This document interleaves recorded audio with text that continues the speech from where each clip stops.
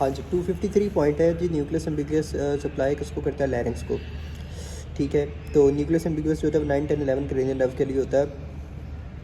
और जो parasympathetic autonomic nucleus of वागस होता है वो डॉर्सल मोटर न्यूक्लियस होता है। अब इसको कैसे याद रखना है? S for solitarius, S for sensory information, taste, baroreceptor, gut distension. तो सॉलिटेरियस टेस्ट के लिए हमेशा याद रखना है, बेरोसेप्टर्स के लिए भी यही है, गट डिस्टेंशन के लिए भी यही है। तो सेंसरी इन्फॉर्मेशन जो होती है 7, 9, 10 की उसके लिए होता है solitarius.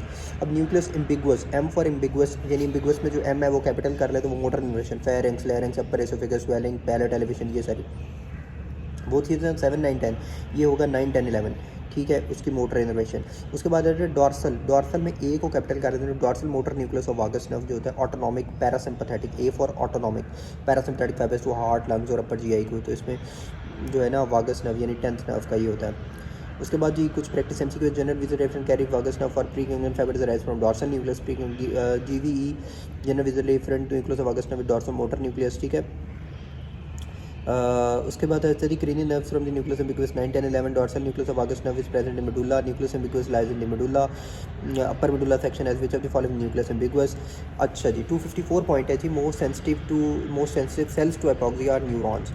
when asked most sensitive to ischemic hypoxia then hippocampus, vulnerable hippos। लेकिन most sensitive cells to hypoxia वो होती है न्यूरॉन्स। इस्कीमिक hypoxia की अगर बात करें तो मोस्ट सेंसिटिव जो चीज़ होती है वो होती है हिप्पोकैम्पस, वल्नरेबल हिप्पोज। 255 पॉइंट है जी। Myelin in CNS is found by oligodendrocytes. अगर PNS की बात करें तो वो श्वान सेल्स। ठीक है, और डेंड्राइट्स होती हैं वो carry pulses towards the cell body, axons, a for away from the cell body. Unipolar neurons में एक ही स्ट्रक्चर होता है extending from the cell body. एक एक्सॉन और एक डेंड्राइट हो तो ये बाइपोलर न्यूरॉन होता है, और अगर एक एक्सॉन और मैनी डेंड्राइट्स हो तो ये मल्टीपोलर होता है। एक स्ट्रक्चर हो तो वो यूनिपोलर, एक एक्सॉन एक डेंड्राइट हो तो बाइपोलर, एक एक्सॉन और बहुत सारी डेंड्राइट्स हो तो मल्टीपोलर। ओके जी, कुछ practice MCQ. The myelination in PNS Schwann cells, myelination of CNS in intrauterine begins at 4 months पे, चौथे महीने पे स्टार्ट हो जाती है। Nissl bodies are absent, axon like present कहाँ होती हैं? Rough endoplasmic reticulum. Skin and protecting pathogens are dendrites, antigen presenting cells in skin. ठीक है, तो वो dendrites antigen presenting cells of intestine और M cells. All non action potential कहाँ होता है? एक्सॉन अलग में। Spinal ganglia which neurons are present? Pseudo unipolar होते हैं जी। सेंसरी न्यूरॉन्स भी सूडो यूनिपोलर होते हैं। मोस्ट अबंडेंट ग्लैंड सेल्स में ग्रे मैटर और प्रोटोप्लाज्मिक एस्ट्रोसाइट्स। ठीक है, तो इसमें cells causing hindrance to regeneration of CNS oligodendrocytes. और जो होते हैं which of the following cells found in white matter spun called oligodendrocyte, तो वो GP। वाइट मैटर में oligodendrocyte, G for grey matter protoplasmic astrocytes. ठीक है, हिंड्रेंस टू रीजनरेशन वो होते हैं लिगोडेंड्रोसाइट्स, लेकिन रीजनरेशन और वो सारा कुछ करवा कौन रहते हैं? एस्ट्रोसाइट्स।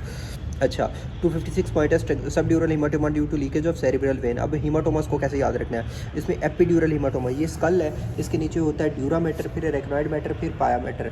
ठीक है, तो अगर ड्यूरा और स्कल के दरमियान हो, ऊपर वाली साइड पे ड्यूरा और स्कल के दरमियान हो, जैसे कहते हैं एपिड्यूरल या एक्स्ट्रा ड्यूरल हीमाटोमा। इसमें स्कल के फ्रैक्चर की हिस्ट्री होगी, ल्यूसिड इंटरवल प्रेजेंट होगा, रप्चर ऑफ माशाल्लाह मिडल मेनिंजियल आर्टरी होगी, ब्रांच ऑफ मैक्सिलरी आर्टरी। ठीक है, और लेंस शेप बाइकन लेंटिफॉर्म हीमाटोमा होता है, और क्रेनियल नर्व थर्ड पाल्सी के भी सिम्टम्स यही होते हैं। टीरियन थिनस एरिया स्कल में, टेम्पोरल लोब में यूजुअली इन्वॉल्वमेंट होती है।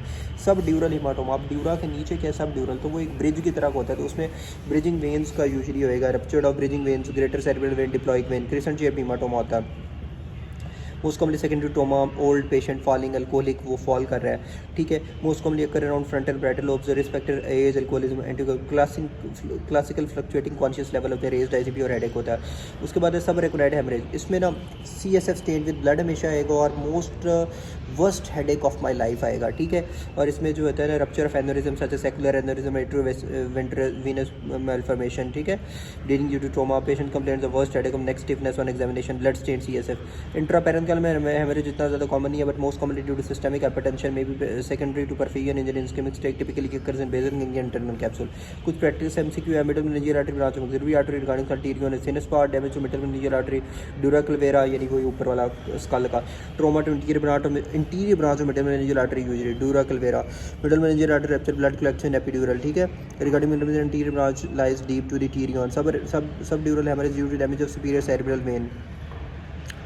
उसके बाद सब रेगनाइड हेमरेज में blood stain with CSF, fracture of interior inferior part of parietal bone with blood stain and epidural haemorrhage होगा, ठीक है, नॉन ब्लड स्टेन CSF तो एपिड्यूरल हेमरेज होगा। 257 पॉइंट है जी, deep coma is caused by division of nucleus caeruleus, deep coma nucleus caeruleus, prolong पी से peri aqueductal grey matter और परमानेंट कोमा थैलेमस,